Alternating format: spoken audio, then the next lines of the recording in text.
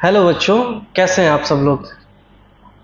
Hope so आप लोग बहुत अच्छे होंगे और आपकी पढ़ाई बहुत अच्छी चल रही होगी। अभी मिड टर्म एग्ज़ाम ख़त्म हुए हैं, हाफ ईयरली जिसको बोलते हैं। अभी भी अगर आप लोग नहीं सीखे हैं फिजिक्स, 11th में हो या 12th में हो, आप अभी भी अच्छे तरीके से संभल करके पढ़ सकते हैं। आपके पास बहुत ज़्यादा टाइम है, मोस्टली 4-5 मंथ्स हैं। आराम से आप चीज़ों को बहुत बेहतरीन कर सकते हैं, आराम से आप चीज़ों को बहुत अच्छे से पढ़ सकते हैं। तो अगर आपको अभी भी डर लगता है कि फाइनल्स में क्या होने वाला है, क्या नहीं होगा फिजिक्स में, इधर कोई भी सब्जेक्ट हो, तो आप अब से भी संभल जाइए और अच्छे तरीके से पढ़ाई को स्टार्ट कर दीजिए। चलिए हमारे वीडियो के क्रम में ही चलते हैं और आज हम सीखेंगे बहुत ही आसान भाषा में ट्रांसफार्मर क्या होता है, उसका प्रिंसिपल क्या होता है, वर्किंग क्या होता है, डेरिवेशन हम कैसे फाइंड करेंगे, उसके इफिशियंसी क्या होती है, काम कैसे करता है, ए टू जेड सारी चीजें बहुत ही आसान भाषा में हम सीखेंगे ट्रांसफार्मर को। मैं आपको पहले ही क्लियर कर देना चाहता हूं कि ये जो वीडियो है मैं बोर्ड के लेवल से बना रहा हूं, ठीक है। तो बहुत ज्यादा डिटेल हम नहीं जानेंगे। हाँ, इतना रहेगा कि अगर 5 मार्क्स में अगर आ गया ट्रांसफार्मर का वर्किंग प्रिंसिपल लिखना, आपको पूरे मार्क्स मिलेंगे। कोई भी क्वेश्चन आ जाए ट्रांसफार्मर पे बेस्ड, आपको पूरे मार्क्स मिलेंगे। जितना डीप इनसाइड जाना हो ट्रांसफार्मर का मैं कोशिश करता हूं। आप लोग आराम से वीडियो को देखिए, एंजॉय कीजिए और सब्सक्राइब कर दीजिए। चलिए स्टार्ट करते हैं। सबसे पहले ट्रांसफार्मर होता क्या है, आपने नोटिस किया होगा कि नाम में ही क्या है, ट्रांसफॉर्म। किस चीज को ये ट्रांसफॉर्म करता है, तो ये वोल्टेज को ट्रांसफॉर्म करता है। वोल्टेज क्या होता है, जैसे हमने दिया 10 वोल्ट, ये क्या करेगा, जब आउटपुट देगा तो ये 1000 वोल्ट तक इसको क्या कर सकता है, बढ़ा सकता है। या फिर हम ज्यादा से ज्यादा वोल्टेज देते हैं तो उसको ये क्या कर सकता है, घटा सकता है। तो जब भी वोल्टेज का ट्रांसफॉर्मेशन करना होता है, ठीक है, तो हम ट्रांसफार्मर का यूज करते हैं। या फिर करंट का भी आप बोल सकते हैं, इसमें कोई गलती नहीं होगा। बट हमेशा एक चीज का ध्यान रखिए, डेफिनेशन क्या होता है इसका, कि it is device use to step up और स्टेप डाउन। ये दो बहुत ही इंपॉर्टेंट वर्ड हैं, स्टेप अप और स्टेप डाउन। स्टेप अप का मतलब क्या होता है कि हम कम वोल्टेज दे रहे हैं और उसको ये क्या करे, इंक्रीज कर दे। स्टेप डाउन का क्या मतलब होता है, स्टेप डाउन ट्रांसफार्मर किस बेसिस पे काम करते हैं कि हम वोल्टेज को बहुत ज्यादा दे रहे हैं लेकिन हमारा जो आउटपुट है वो क्या है, कम रिसीव कर रहे हैं। तो ये दो टाइप के होते हैं ट्रांसफार्मर, स्टेप अप ट्रांसफार्मर और step down transformer. The input voltage using its principle based on mutual induction. Transformer किस बेसिस पे काम करता है, तो प्रिंसिपल इसका है म्यूचुअल इंडक्शन पे। अब मैं आपको इसका थोड़ा सा नजारा पेश करता हूं, थोड़ा सा अच्छा सा एक चीज बताते हैं आपको। सबसे पहले आप ध्यान दीजिएगा कि ये जो कॉइल होता है इसको हम बोलते हैं प्राइमरी कॉइल। क्या बोलते हैं, प्राइमरी कॉइल। इस चीज को बोलते हैं हम, इस कॉइल को बोलते हैं सेकेंडरी कॉइल, और इसको बोलते हैं सॉफ्ट आयरन लैमिनेट। इसको बोलते हैं सॉफ्ट आयरन लैमिनेट। ये बिल्कुल पास पास में अरेंज किया जाता है ताकि एडी करंट जो है वो कम से कम प्रोड्यूस हो। होप सो आपको ये फिगर समझ में आ गया होगा। ये जो होता है, ये हमारा जो होता है, ये यहां से हम क्या करते हैं, इनपुट वोल्टेज देते हैं, इनपुट वोल्टेज देते हैं और यहां से हम आउटपुट वोल्टेज को रिसीव करते हैं। ठीक है, ध्यान से एक एक चीजें समझते जाइए, बहुत इजी वे में मैं आपको सिखा देता हूं ट्रांसफार्मर का सारा चीज। तो ध्यान दीजिए, जब भी हम यहां से इनपुट वोल्टेज देंगे, तो जब वोल्टेज हम देते हैं, जब भी हम इनपुट वोल्टेज के तरफ यहां से प्राइमरी कॉइल से हम करंट को पास करवाएंगे, अल्टरनेटिंग करंट को, तो यहां से करंट को पास करवाते ही यहां पे क्या होगा, मैग्नेटिक फील्ड डेवलप होगा। और मैग्नेटिक फील्ड डेवलप होते ही यहां पे क्या होगा, अब ध्यान से देखिए कि यहां पे फ्लक्स जनरेट होना स्टार्ट हो जाएगा। यहां से क्या होगा, फ्लक्स जनरेट होना स्टार्ट हो जाएगा। अब फ्लक्स जनरेट होगा, इस कॉम्बिनेशन को हम थोड़ा सा पास में रखते हैं ताकि ये जो फ्लक्स जनरेट हो रहा है वो यहां पे फॉल करे। ठीक है, तो जब फ्लक्स यहां से जनरेट होकर यहां पे फॉल करेगा तो उस फ्लक्स में क्या होगा, चेंज आएगा, और वही चेंज क्या होता है, इसके ईएमएफ को बदलता है। तो वोल्टेज जो होता है यहां से ज्यादा और उधर कम रिसीव होता है, या फिर इधर से कम होता है तो उधर ज्यादा बन के निकलता है। ये डिपेंड करता है इसके नंबर ऑफ टर्न्स पे। नंबर ऑफ टर्न्स किसका ज्यादा करेंगे, किसका कम करेंगे, ये सारी चीजें हम बिल्कुल डिटेल में देखेंगे। अभी जो मैंने क्या बताया कि जब भी हम इनपुट वोल्टेज की तरफ से करंट सप्लाई करते हैं, अल्टरनेटिंग करंट, तो यहां पे क्या होता है, इलेक्ट्रिक फील्ड डेवलप होता है, सॉरी मैग्नेटिक फील्ड डेवलप होता है, और वो मैग्नेटिक फील्ड फ्लक्स जनरेट करता है। और वो जैसे ही फ्लक्स यहां पे जाएगा, इस कॉइल से टकरा के फ्लक्स क्या हो जाएगा, चेंज हो जाएगा। तो हमारा क्या होता है, ईएमएफ का भी चेंज होता है। यहां तक आपको अगर क्लियर हो गया हो तो मैं आपको ये बताना चाहता हूं कि स्टेप डाउन और स्टेप अप होता क्या है। तो चलिए आते हैं स्टेप अप और स्टेप डाउन पे। देखिए, दो टाइप के ट्रांसफार्मर होते हैं, मैंने आपको पहले ही बताया।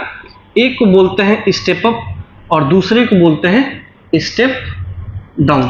ठीक है, स्टेप अप ट्रांसफार्मर क्या होता है, स्टेप अप होता है किसी चीज को बढ़ा देना।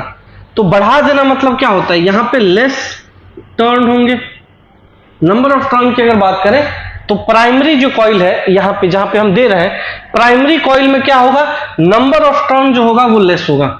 ये प्राइमरी कॉइल की बात कर रहे हैं। सेकेंडरी कॉइल में क्या होगा, उस तरफ हम क्या करेंगे, नंबर ऑफ टर्न को इंक्रीज करेंगे। यहां पे क्या करेंगे, हम मोर टर्न्स कर देते हैं, नंबर ऑफ टर्न को क्या करेंगे, इंक्रीज कर देंगे। स्टेप डाउन की अगर बात करें तो यहां पे क्या होगा, प्राइमरी कॉइल में मोर टर्न होगा, बट सेकेंडरी कॉइल में क्या करेंगे, हम इस टर्न को क्या कर देंगे, लेस कर देंगे।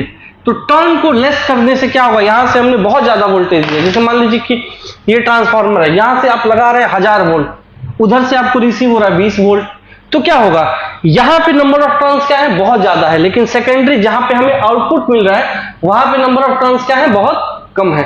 तो ऐसे करके दो टाइप के हमें ट्रांसफार्मर देखने को मिलता है। एक को बोलते हैं स्टेप अप ट्रांसफार्मर और एक को बोलते हैं स्टेप डाउन ट्रांसफार्मर। हो सके तो आप इस वीडियो को पॉज करके ये चीज नोट कर लीजिएगा और अच्छे तरीके से आपको समझ आ जाएगा कि स्टेप अप और स्टेप डाउन में क्या फर्क होता है। समझ आ गया बात, तो आगे बढ़ते हैं। तो मैंने क्या यहां पे बताया था कि यहां पे फ्लक्स जनरेट होगा और वो जैसे ही सेकेंडरी कॉइल पे पहुंचेगा, फ्लक्स जैसे ही सेकेंडरी कॉइल पे पहुंचता है तो इस कॉइल से टकरा के फ्लक्स भी चेंज होगा और फ्लक्स के चेंज होने से ईएमएफ जनरेट होता है। आप ध्यान से एक बार और समझ लीजिए कि जब हम अल्टरनेटिंग करंट यहाँ पे देते हैं वोल्टेज के टर्म में, तो ये यहाँ पे फ्लक्स जनरेट करके पहुंचता है और ये फ्लक्स जो जनरेट होता है यहाँ पे टकराते ही क्या हो जाएगा, चेंज हो जाएगा। और हमने फॉर्मूला पढ़ा है, rate of change of flux क्या जनरेट करता है, ईएमएफ को जनरेट करता है, अल्टरनेटिंग ईएमएफ को।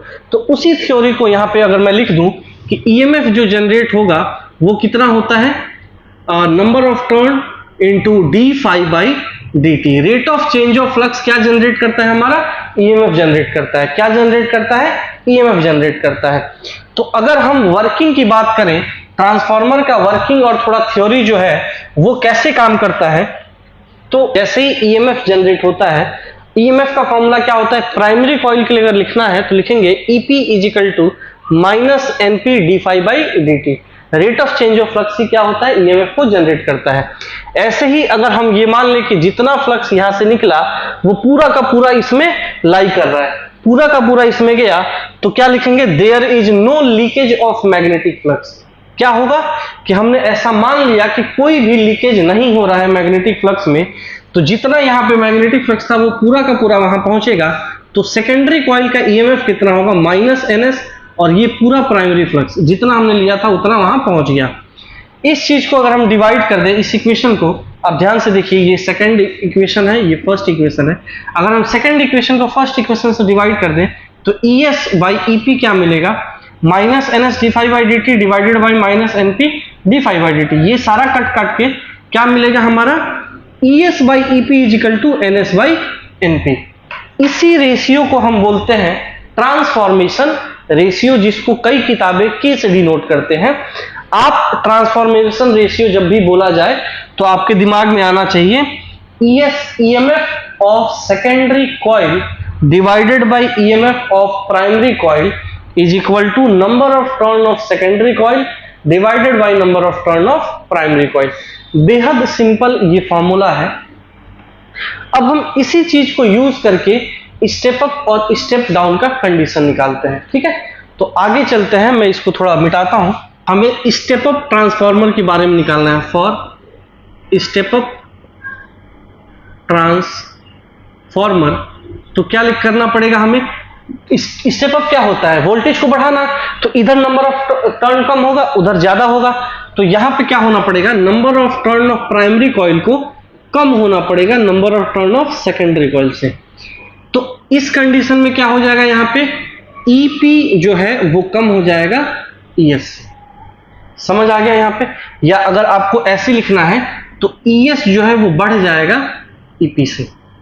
मतलब जब भी ऐसा करेंगे तो सेकेंडरी जो ईएमएफ होगा वो ज्यादा हो जाएगा किससे? प्राइमरी एफ से। आपने 10 वोल्ट दिया और यहां पे 1000 वोल्ट निकलने लगा। तो ये होता है स्टेप अप ट्रांसफार्मर के लिए। अगर हम बात करें फॉर स्टेप डाउन ट्रांसफार्मर तो यहां पे नंबर ऑफ कॉइल ज्यादा होता है, वहां पे कम होता है। तो number of coil of primary, ठीक है, ये ज्यादा होगा सेकेंडरी से। तो इस कंडीशन में यहां पे क्या होगा? प्राइमरी कॉइल का जो ईएमएफ है वो कम होगा, सेकेंडरी कॉइल का जो ईएमएफ है, सॉरी, प्राइमरी कॉइल का जो ईएमएफ वो ज्यादा होगा सेकेंडरी कॉइल के ईएमएफ से। ये प्राइमरी कॉइल है और ये सेकेंडरी कॉइल है। आप इस चीज को ध्यान से समझ लीजिएगा।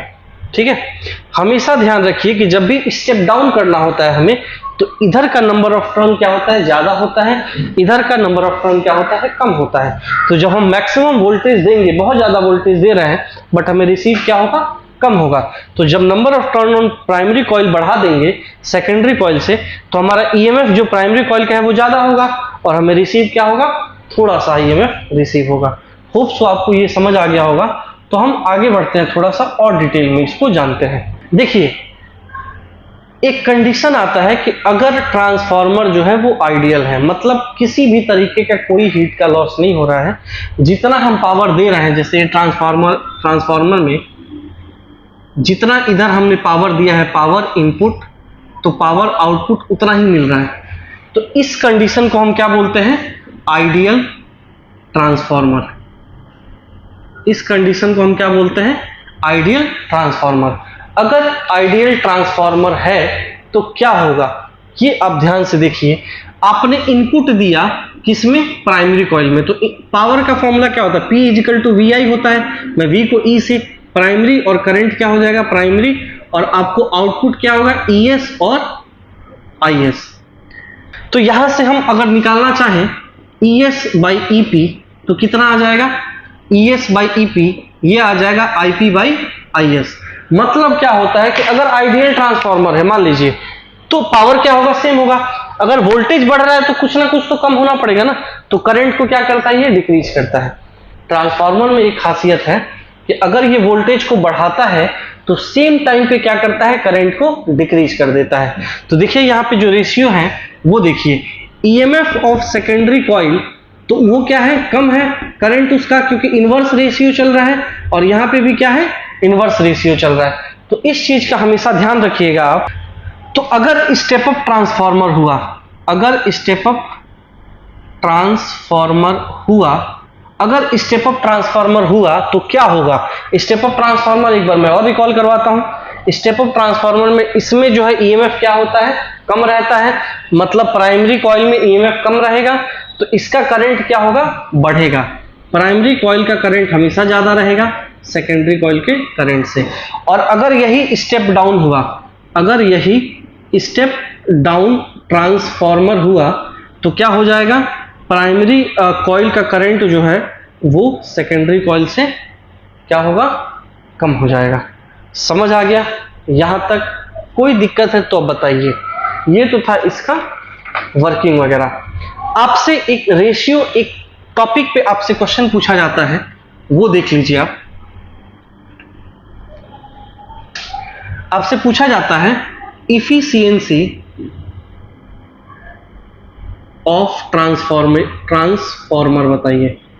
इफिशियंसी ऑफ ट्रांसफार्मर बताइए। किसी चीज का इफिशियंसी कैसे निकालते हैं, उसका पावर बाद का क्या हुआ और कम पहले का क्या हुआ। तो इफिशियंसी को ऐसे डिनोट करते हैं, is equal to output power divided by power input. समझ गए। अगर परसेंटेज में निकालना है तो 100 से मल्टीप्लाई कर देंगे। पावर क्या होता है, आउटपुट मतलब secondary coil, ES by IS divided by primary IP into 100। ये इफिशियंसी ऑफ ट्रांसफार्मर निकालने का तरीका हो गया। इफिशियंसी ऑफ ट्रांसफार्मर इसी फॉर्मूले से निकाला जाता है। N इज इक्वल टू होता है, इसको N भी पढ़ते हैं, इनका भी पढ़ते हैं, जो मर्जी हो पढ़ लीजिए, ES into IS divided by EP into IP into 100। अब बच्चों एक बहुत ही इंपॉर्टेंट टॉपिक आता है जो जेईई मेंस वगैरह में पूछा जाता है। लॉसेस जो होता है ट्रांसफार्मर में वो कहाँ कहाँ पे होता है, तो चलिए उसका चर्चा मैं कर लेता हूँ। वैसे तो आता नहीं है बोर्ड्स में, बट हाँ आप जान जाइए तो आप लिख सकते हैं। सबसे पहला लॉस होता है कॉपर। जब हम जिस तार से वाइंडिंग करते हैं उसमें अगर करंट फ्लो करवाएंगे तो तार गर्म होगा, तो वहां पे हीट का लॉस होगा। ठीक है, पहला लॉस ये हो गया। दूसरा लॉस होता है ईडी करंट लॉस। ये जो कॉइल हम लेमिनेट करके लगाते हैं ये इसीलिए लगाते हैं कि ईडी करंट का कम लॉस हो। ठीक है। तीसरा लॉस होता है हिस्टेरेसिस लॉस। ठीक है। तो जब भी आप यहां से करंट फ्लो करवाएंगे, हिस्टेरेसिस लॉस देख लीजिए क्या होता है। जब भी आप करंट फ्लो करवाएंगे तो पहले वो मैग्नेटाइज होगा, डीमैग्नेटाइज होगा। मैग्नेटाइज हो क्योंकि एसी कैसे चलता है, साइन वेव में चलता है, ऊपर नीचे। तो पहले मैग्नेटाइज किया, डीमैग्नेटाइज किया, मैग्नेटाइज किया, डीमैग्नेटाइज किया, ऐसे करते करते वर्क डन होता है। तो जब भी वर्क डन होगा तो लॉस ऑफ एनर्जी होगा। ठीक है, यहां तक कोई दिक्कत। और चौथा होता है फ्लक्स लीकेज का। ऐसा माना जाता है या ऐसा होता ही है कि जितना भी यहाँ पे फ्लक्स जनरेट होता है वो पूरा का पूरा यहाँ पे नहीं पहुंच पाता है। कुछ ना कुछ फ्लक्स इसके बाहर चले जाते हैं और यहाँ पहुंचने के बाद कुछ ना कुछ फ्लक्स इसके बाहर चले जाते हैं। तो लीकेज ऑफ फ्लक्स भी एक बहुत इंपॉर्टेंट एग्जाम्पल होता है लॉस इन ट्रांसफार्मर का। होप सो आपको ये टॉपिक समझ आ गया होगा। मैं इसके 5-6 क्वेश्चन का वीडियो बना दूंगा। अगर आपको ये टॉपिक समझ आया हो तो आप इसको अच्छे से पढ़िए, क्वेश्चन को अटेम्प्ट कीजिए और हमारे चैनल को सब्सक्राइब कीजिए, लाइक कीजिए और शेयर कीजिए ताकि हर कोई बच्चा अच्छी तरीके से फिजिक्स को समझ सके।